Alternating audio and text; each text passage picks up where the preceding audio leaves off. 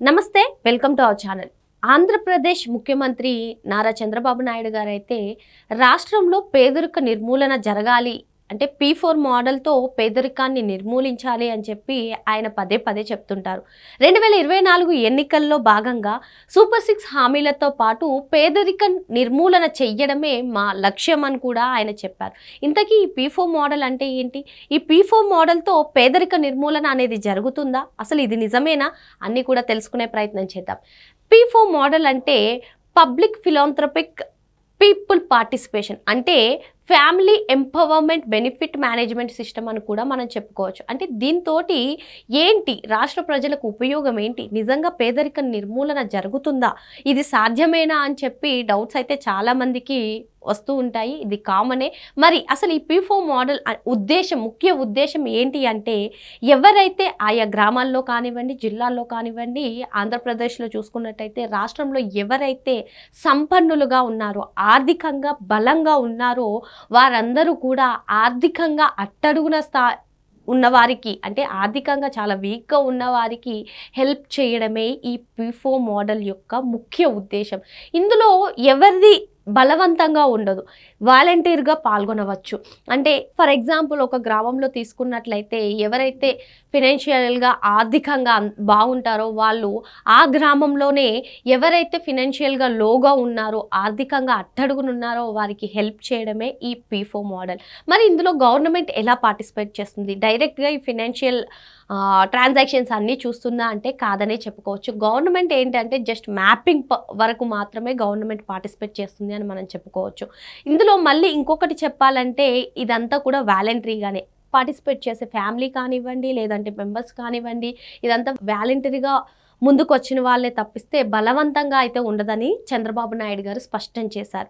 మరి అసలు ఇది ఒకవేళ సక్సెస్ అవుతే ఆంధ్రప్రదేశ్లో చూసుకున్నట్లయితే 40 లక్షల కుటుంబాలకి అయితే ఇది లబ్ధి చేకూరుస్తుందని కూడా అంచనా వేస్తున్నారు. సరే, ఇదంతా బాగానే ఉంది. మరి దీని గురించి ఒక పైలట్ ప్రాజెక్టును కూడా అధికారులు రెడీ చేస్తున్నట్లుగా తెలుస్తుంది. మరి ఈ పైలట్ ప్రాజెక్టులో భాగంగా ఆంధ్రప్రదేశ్లో 4 గ్రామాలను తీసుకుని, అంటే దాదాపు 5,896 ఫ్యామిలీస్కి లబ్ధి చేకూరే విధంగా ఇది ఉంటుందని కూడా చెప్పడం జరిగింది. అంటే ఆయా గ్రామాల్లో ఏవైతే పిక్ చేసిన గ్రామాలు ఉన్నాయో ఈ 4 విలేజెస్లో కూడా ఎవరైతే సంపన్నులు ఆర్థికంగా బలంగా ఉన్నారో, ఆర్థికంగా అట్టడుగున ఉన్న వారికి హెల్ప్ చేయడమే ఈ ప్రాజెక్ట్ యొక్క ముఖ్య ఉద్దేశం. దీనికి సంబంధించి కొన్ని రూల్స్ కూడా ఉన్నాయి. మరి ఆర్థికంగా వెనకబడిన వారు ఎవరున్నారో గుర్తించడానికి కూడా కొన్ని రూల్స్ ఉన్నాయి. మరి ఆ రూల్స్ ఏంటన్నది మనం చూసుకున్నట్లయితే ఆయా గ్రామాల్లో ఎవరికైతే 2 ఎకరాల కన్నా మించిన మాగాని కానివ్వండి, 5 ఎకరాలకు మించిన మెట్ట భూమి కానివ్వండి, ఇదే కాకుండా ఎవరైతే ఇన్కమ్ ట్యాక్స్ చెల్లిస్తున్నారో, గవర్నమెంట్ ఎంప్లాయీస్ ఎవరైతే ఉన్నారో, ఆర్థికంగా ఉన్నతంగా ఉన్నవారు, వీళ్ళందరికీ కూడా ఆర్థికంగా వెనుకబడిన వారి లిస్టులో అయితే ఉండదు. అంటే వీళ్ళని మినహాయిస్తూ, అంటే ఎవరు నిజంగా పేదరికంలో ఉన్నారు అనే తెలుసుకోవడానికే ఇటువంటి క్రైటీరియా పెట్టడం జరిగింది. ఇంకా ఎవరైతే ఆర్థికంగా వెనుకబడి ఉన్నారో తెలుసుకోవడానికి ఇటువంటి కొన్ని క్రైటీరియా ఇవ్వడం జరిగింది.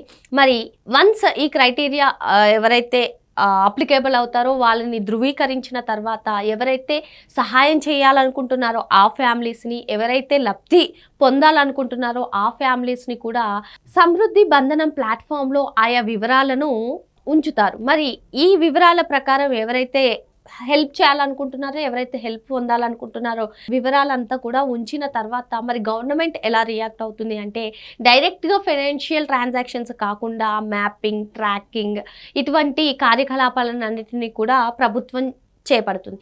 సో ఒకవేళ ఈ ప్రాజెక్ట్ సక్సెస్ అవుతే అంటే 4 విలేజెస్లో 5,986 ఫ్యామిలీస్ కూడా లబ్ధి చేకూరుస్తుంది. మొత్తానికి ఈ P4 మోడల్ అనేది సక్సెస్ అవుతే రాష్ట్రంలో దాదాపు 40 లక్షల మంది, అంటే 40 లక్షల కుటుంబాలకు ఇది లబ్ధి చేకూరే విధంగా ఉందని చెప్పి చంద్రబాబు నాయుడు గారు చెప్పడం జరుగుతుంది. ఏదేమైనప్పటికీ పేదరిక నిర్మూలన అనే ఒక అంశాన్ని తీసుకురావడం మంచి నిర్ణయం అని మనం చెప్పుకోవచ్చు. ఎందుకంటే ఈ రోజుల్లో మనం చూసుకున్నట్లయితే ఎవరైనా సరే పేదరికం నుంచి బయటపడాలి అంటే చాలా అవస్థలు పొందుతున్నటువంటి దుస్థితి నెలకొంది. మరి ఇటువంటి పరిస్థితుల్లో అంటే మనం డిజిటల్ యుగంలో, డిజిటల్ కాలంలో ఎంత పరుగులు పెట్టినా కూడా కొంతమంది పేదరికంలో మగ్గిపోతున్నారు.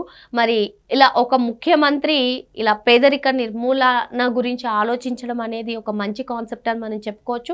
నిజంగా ఈ కాన్సెప్ట్ P4 మోడల్ అనేది సక్సెస్ అయితే ఈ పైలట్ ప్రాజెక్ట్‌లో ఎవరైతే 5,986 ఫ్యామిలీస్ ఉన్నారో వీళ్ళే కాకుండా తద్వారా రాష్ట్రంలో ఉన్న 40 లక్షల మందికి కూడా 40 లక్షల కుటుంబాలకు కూడా లబ్ధి చేకూరుస్తుందంటే చాలా మంచి కాన్సెప్ట్ అని మనం చెప్పుకోవచ్చు. మరి ఈ P4 మోడల్‌ని వచ్చే ఉగాది నుంచి అంటే దాదాపు ఈ మార్చి ఎండింగ్‌లో ఉగాది నుంచి కూడా తెరపైకి తేవాలని చంద్రబాబు నాయుడు గారు అయితే శ్రీకారం చుడుతున్నారు. మరి ఈ P4 మోడల్ సక్సెస్ అవుతే ఆంధ్రప్రదేశ్‌లో పేదరిక నిర్మూలన జరుగుతుందని కూడా మనం ఆశించవచ్చు. Thank you.